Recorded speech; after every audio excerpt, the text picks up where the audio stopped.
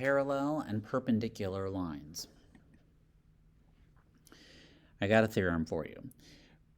If line A is parallel to B and B is parallel to C, then A is parallel to C. One more time.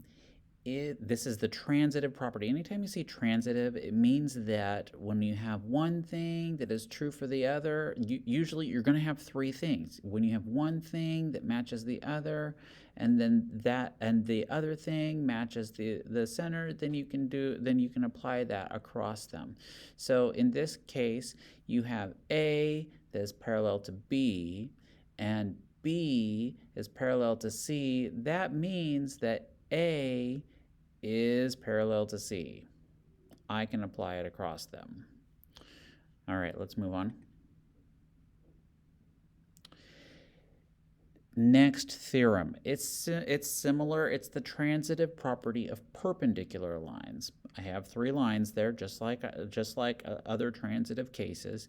So I have the if line A is perpendicular to B and C is perpendicular to B, what it results in, even though it's transitive, is a truth about parallelism. A is parallel to C. It has to be. So here's a problem that construction or that contractors have to work with.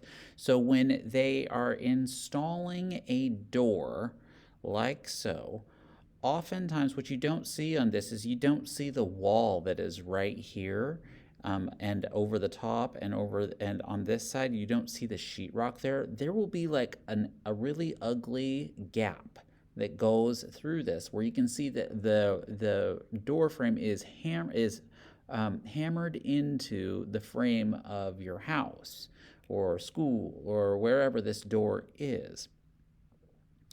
So usually a carpenter is needed to come in and they put in pretty trim, pretty molding. And that will go up the side of the frame like so, across the top, and down the right-hand side of the frame too. That will cover up that gap and make things look nice.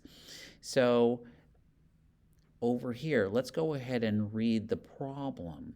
In order to install this, there are some significant cuts that need to be made to that molding, because that molding is just going to be when it comes out of the wood shop, it's going to be a straight line. So they're going to have to make cuts so that it bends around this door, right? So here's the problem.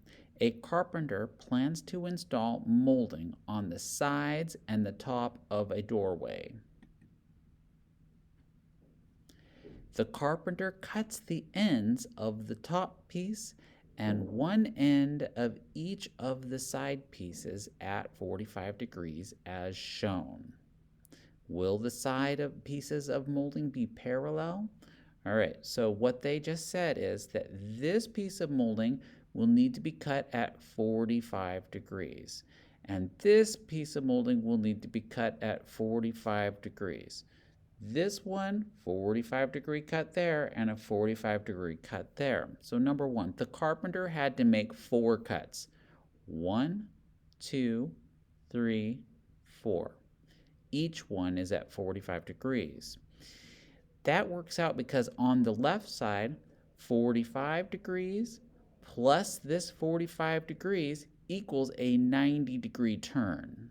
This angle has to be 90 degrees. The left side is perpendicular to the top as a result of those cuts. On the right side, same thing. 45 degrees plus 45 degrees equals a 90-degree turn. So the right side has to be perpendicular to the top as well. Since I know that the left side is perpendicular and the right side is perpendicular, the left side must be parallel to the right side because of the transitive property of perpendicular lines. All right, that's all I have for you today. Get after the work that you've got coming to you.